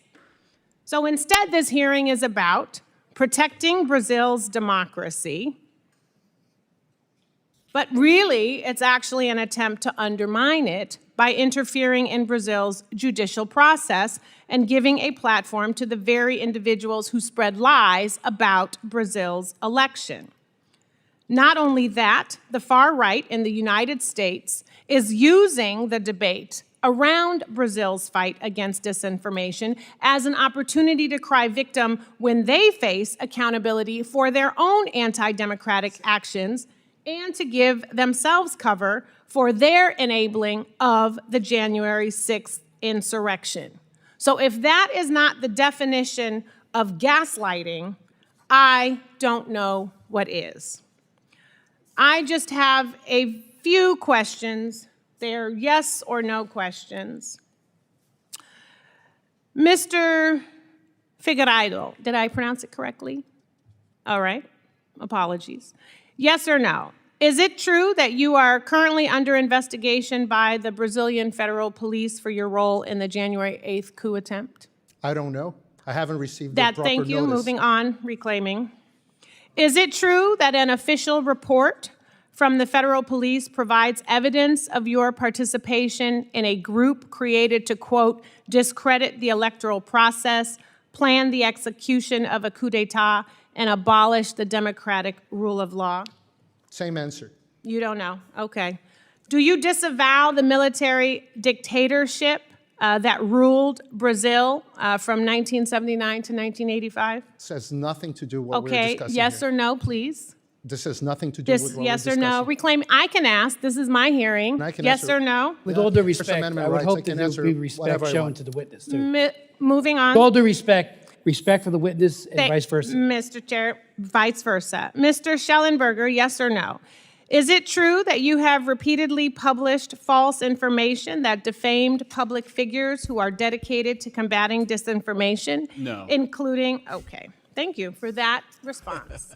Mr. De Silva, I have some remaining questions for you. Can you talk about information that was coming out regarding the January 8th attempted coup and what can be done to make sure that accurate information is shared for Brazilians and for the global community? I think respecting, protecting, strengthening democracy is incredibly important. And I do also agree that we have a real problem with the proliferation of misinformation and disinformation. Thanks, Congresswoman. I think Is it a yes or no It question, is not a ma'am? yes or no question. Order, please. Can you repeat the question, Congresswoman? Yes. To what extent, if at all, did the events of January 8th pose a threat to Brazil's democracy and constitute an attempted coup d'etat? And what are the implications of the attempts to manipulate and deny the nature of the January 8th attack? I believe we still need to wait for a few months until the investigations are finalized. But recently, as I noted in response to Congresswoman Wild, there has been substantial evidence that there was a plot to stage a coup, that this plot started with the discrediting of the electoral process to seed, among the people, the idea that the elections were going to be defrauded beforehand. And then after the elections took place, there was the idea was to create chaos so that the military could take over based on that sketchy interpretation of Article 142 of the Constitution. So that's the plot that emerges from those documents. I think when it comes to cross-national discussions of domestic political issues, there's always a gap of information that needs to be filled. So a lot of what's happening in Brazil doesn't seem to come across clearly to U.S. authorities as well as the general public. So, for instance, I guess the premise of this conversation has been that Mr. Moraes has taken down social media posts and profiles from the Brazilian right. When I actually demonstrate on page 5 of my testimony that, first of all, it's not just Justice Moraes, right? It's 2 courts involved in this with many justices. And second, that many of these posts and profiles taken down also are from people from the left. And last week, actually, President Lula was fined for a speech that he gave back in the campaign by the TSE, the Electoral Superior Court, which is presided over by Mr. Moraes. So how can one say that there is a collusion between Mr. Moraes and President Lula when the court that Mr. Moraes presides has just fined President Lula for a speech that he gave back in the elections, right? But all these details, it's difficult to convey them because they relate to so specific things. And the same is true for law, right? I believe that I'm the only person in this room that has a Brazilian law degree. You're not. And yet, there's a lot of people who want to, interrogate aspects of our criminal procedure in a hearing in the U.S. Congress. I mean, with what information, right? And honestly, with what authority? I think, I believe it's important to have cross-country conversations about domestic political issues, but these need to be more well-informed sometimes. Thank you. Thank you. Mr. Chair, we don't have times. We don't use them in Okay. this subcommittee. I have one more question. What is your assessment of the ways in which, and this is for Mr. De Silva, what is your assessment of the ways in which Brazil's judicial institutions and Congress responded to the events of January 8th? Initially, in the very aftermath of the events, there was great union in the country, not only among the 3 government branches, but even among governors. I believe I was reading, a lot of times it was mentioned here, articles by Jack Nickas from the New York Times. He has written critically about the Brazilian Supreme Court, but he also wrote an article praising Brazil for the way it responded to the January 8 attacks, where there was great union in the country as opposed to the United States. There were investigative proceedings that took place in Congress about this, which produced a very important report that I think needs to go on record. And the Brazilian judiciary is responding through these investigations that we've been mentioning, as well as directly because about 1,000 people were arrested in the buildings, and they are being tried right now as we speak. Some of them are being convicted, for different penalties according to their involvement in the events.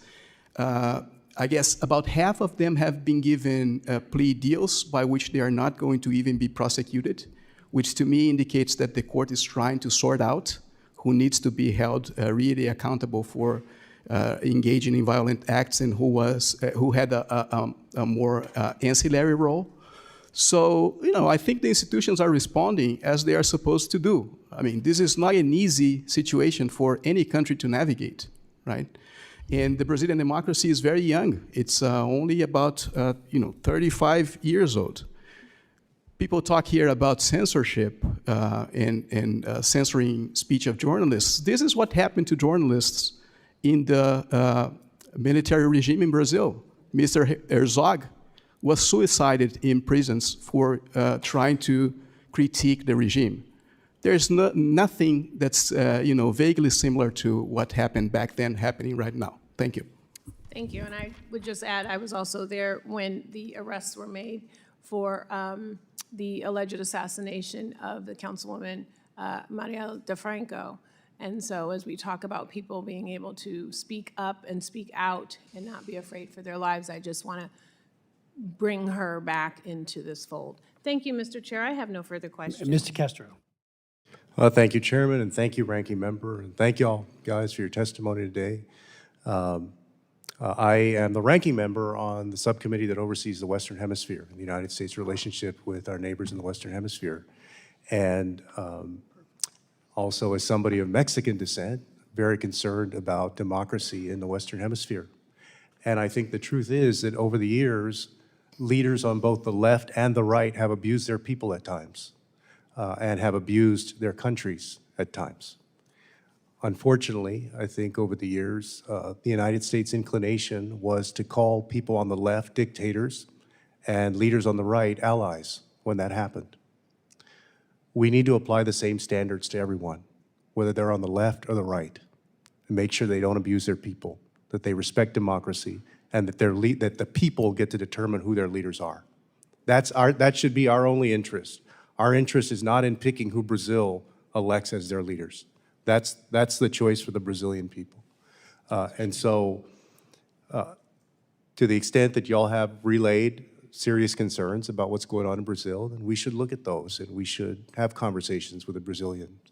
I think that is fair.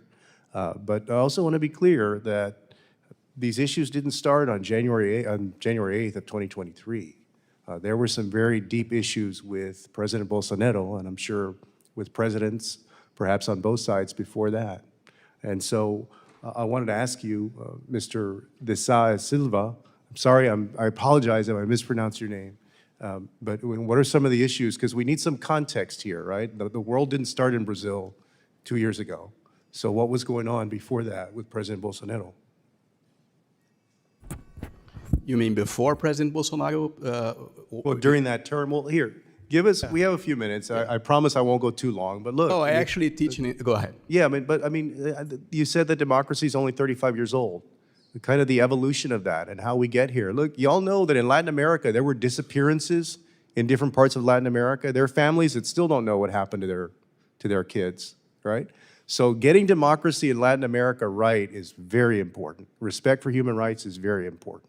So how do we get to where we are in Brazil?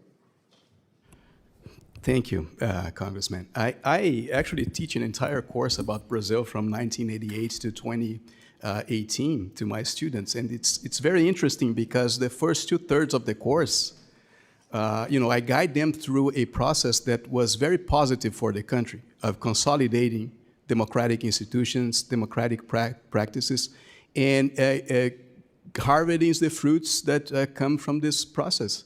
In 1988, we had our Constitution. Next year, we had our first election.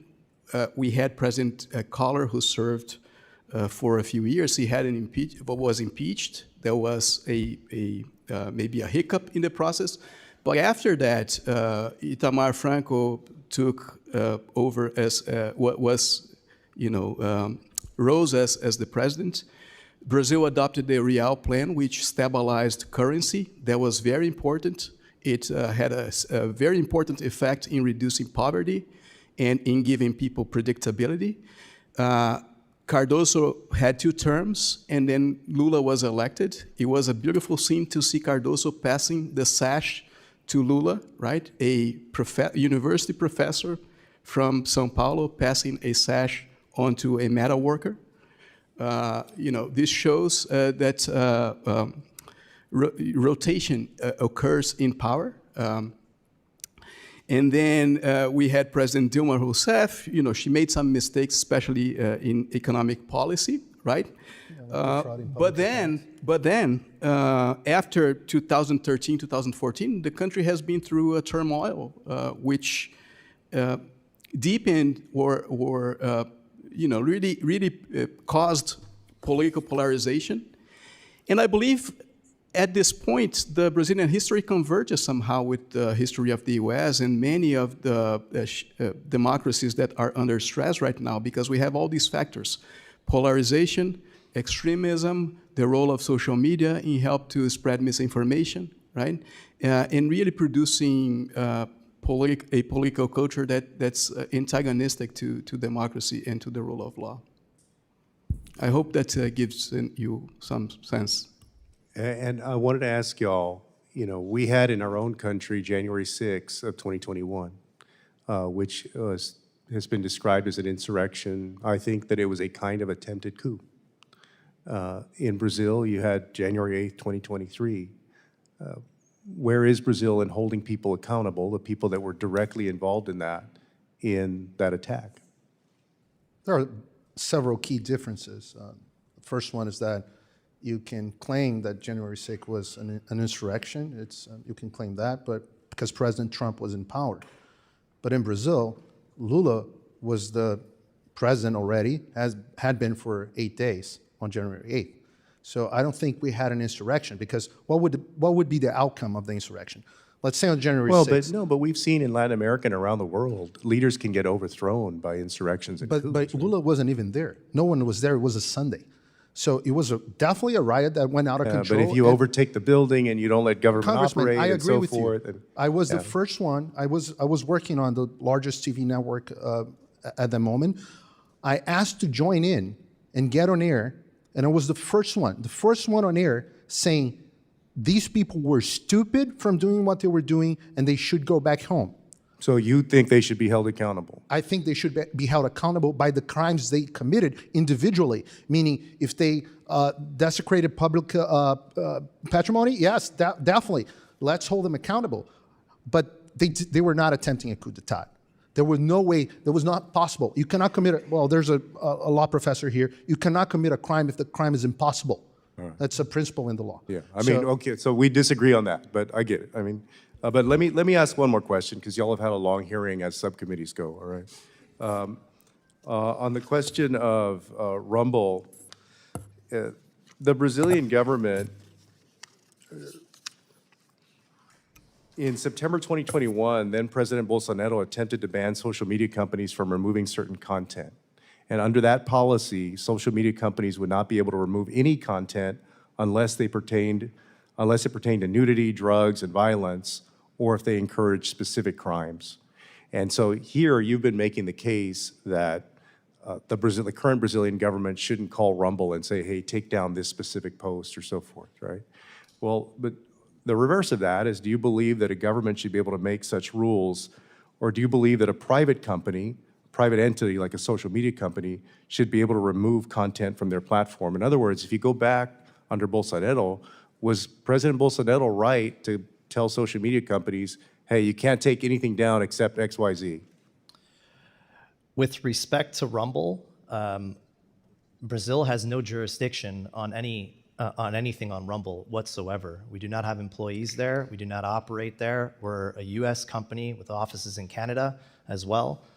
Brazil has zero jurisdiction to make any sort of claim to remove anybody off of our platform. So your position is that Bolsonaro was wrong and Lula's wrong? My position is that if we don't operate in that nation, they have no jurisdiction whatsoever to ask us to remove anything from our platform.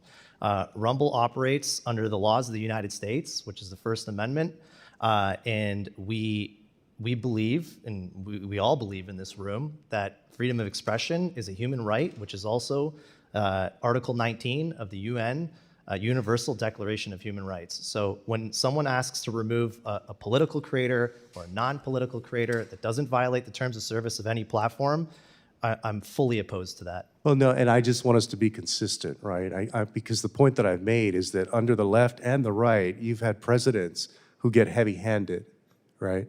And like I said, we should take a look and talk to the Brazilians if they are infringing on different free speech issues.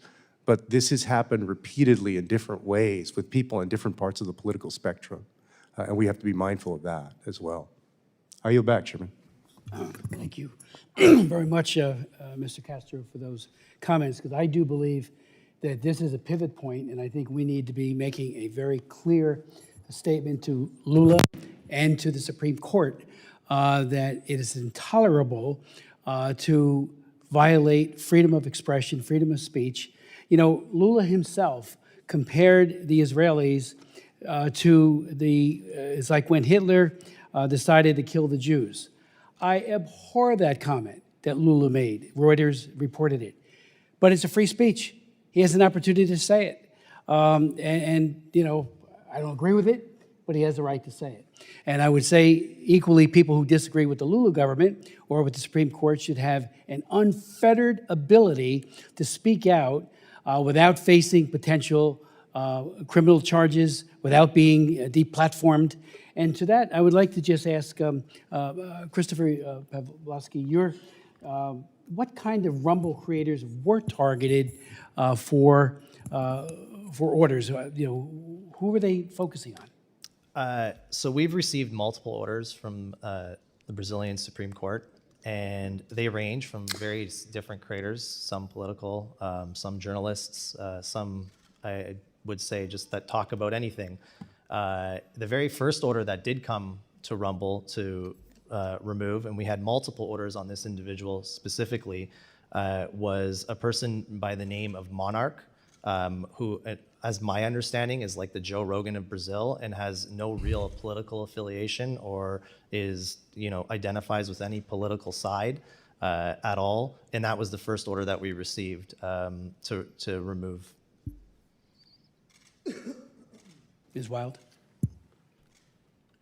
Thank you, Mr. Chairman. Mr. Figueiredo, close enough? Good job. I have a few simple questions, would appreciate simple answers, and I know the chairman would like to get us out of here by noon, so maybe we can expedite this. Can we agree, you and I, that the 1964 to 1985 military government was an anti-democratic regime responsible for killing hundreds of political opponents? It depends. You can't compare what was happening in 1968, as Professor here can better explain, to what was happening, for example, in 1979. When my grandfather was president, for example, he already got in power with the AI-5, which was a very undemocratic act. It was not in place anymore. First thing that he did was to give amnesty to political prisoners. We had free speech. We had the Supreme Court working. I'm trying to answer your question. So you disagree that the military government was an anti-democratic regime? Well, it's a nuanced answer, like I just said. Part of it, yes. Part of it, no. Okay. Do you agree that they killed hundreds of political opponents? Some of them, yes, and some of them in the guerrilla as well. Okay. But I don't think that's the purpose of what we're talking about here. This is not a hearing about the history of Brazil. It's about what's happening now. Okay, so let's move on. Do you believe that the 2022 elections, and by the way, history does dictate what a democracy looks like, as I noted in my opening remarks. So history is very, very relevant. Yeah. Do you believe, sir, that the 2022 elections were in fact free and fair? I do not. Do you believe that the Brazilian armed forces then should have acted to support President Bolsonaro's draft decree? Who? I'm sorry?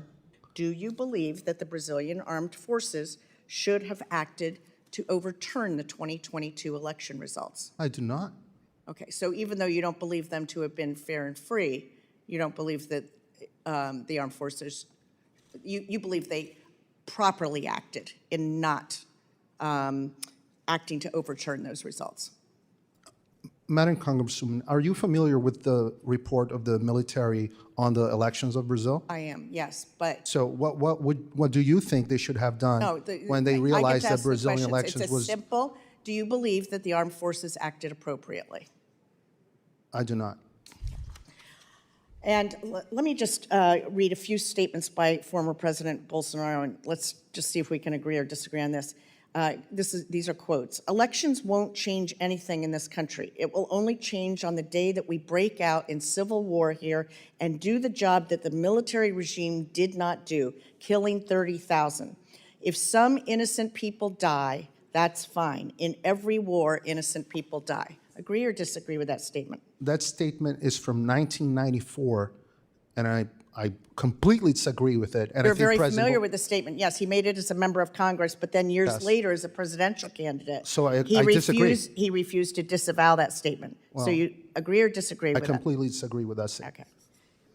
Okay. And then he went on to say, I have three alternatives for my future: being arrested, killed, or victory. Do you agree or disagree with that statement at the time that he made it?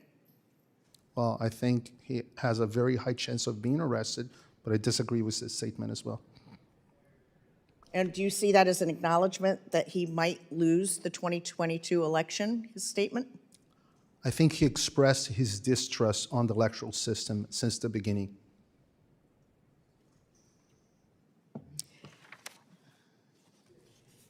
In 2018, then presidential candidate Bolsonaro called Colonel Ustra a national hero.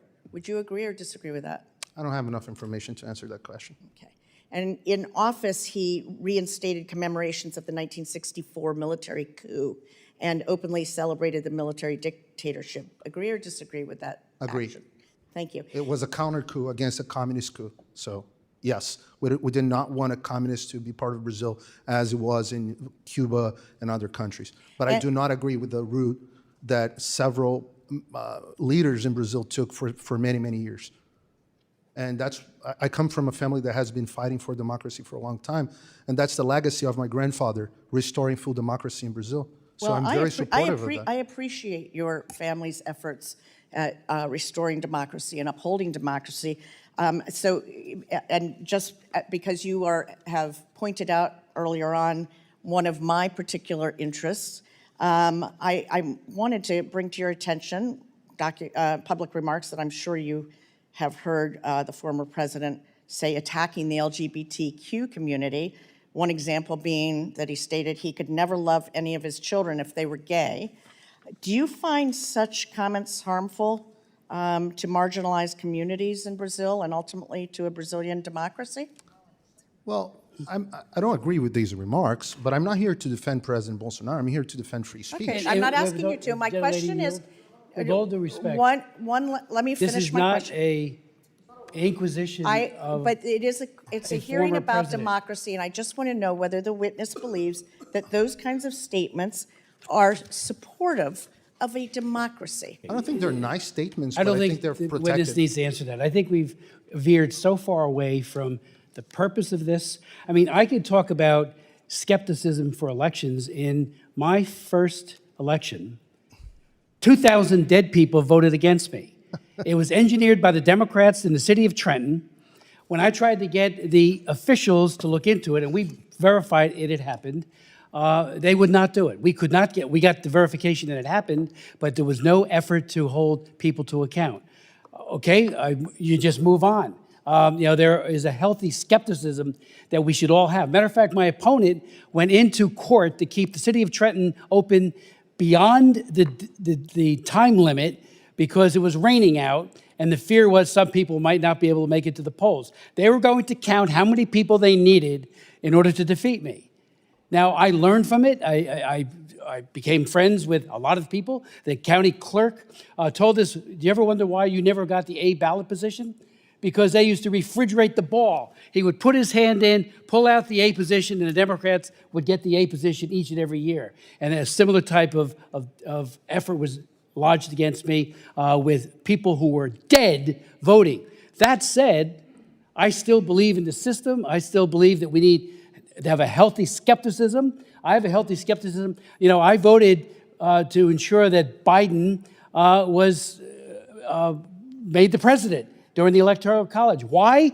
Because we could not prove, or the administration could not prove, that it had been falsified. But there was all kinds of mistakes made, and I also had to look back at my own experience, but you got to be able to prove it. But that said, you move on. This hearing is not a relitigation of January 6th or January 8th, despite some efforts to cloud over this issue of freedom of expression being violated with impunity. So we're going to keep a focus on that. Lulu does not have a right, nor does the Supreme Court justice in Brazil, to violate people's free speech rights, which are universally recognized. And as you pointed out, Mr. Schlesinger, in your statement, the Constitution couldn't be clearer. That's what this is about. So any other thought, what do you think about this? What do you think about that? Really is a distraction in a very real way. Again, so I would ask, and I am going to honestly continue pushing very hard to ensure that free speech rights, which are universally recognized, are recognized by Brazil. Hearing's adjourned. Let the record reflect that the chairman has cut off the ranking member in contravention of our usual tradition of not doing so. Well, with all respect, we reconvene. Make your final statement. Thank you. You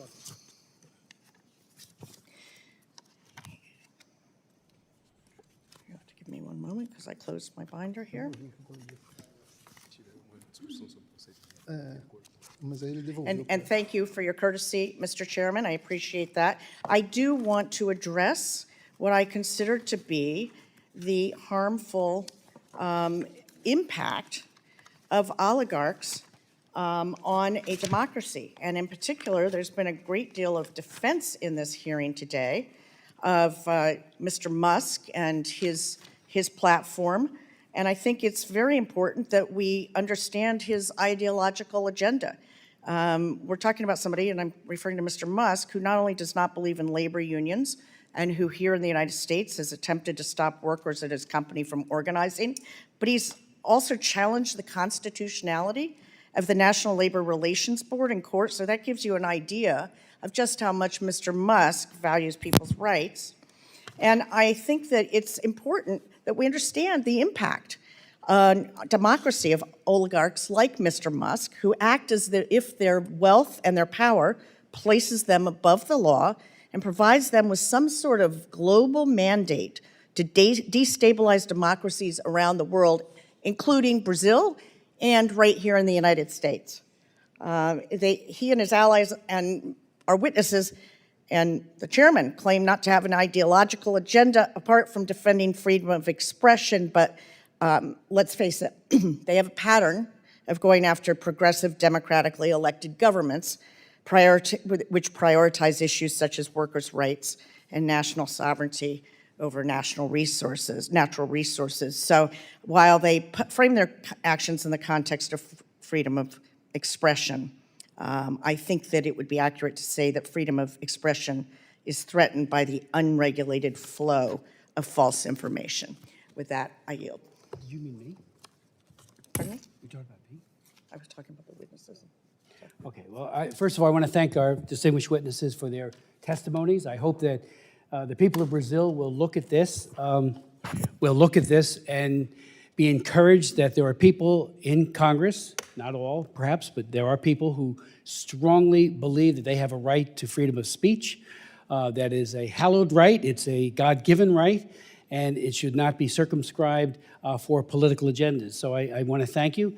You know, Elon Musk, whether I'm pro-labor, I'm a pro-labor union guy. That said, you know, if he has a position against labor unions, he's entitled to it. I disagree with him. I have a bill in that's going to pass soon, hopefully on the floor. It passed out of the Ways and Means Committee, on cobalt.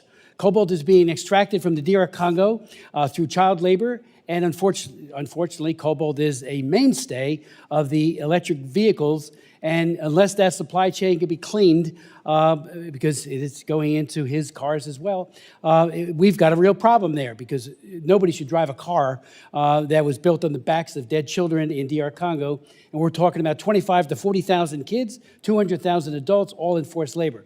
That said, Elon Musk has been a refreshing, and I think a very important voice about freedom of expression and freedom of speech. And I laud him for it. I thank him for it. And I'm so glad that he's taking such a principled stand in Brazil as well as around the world. Hearing is adjourned.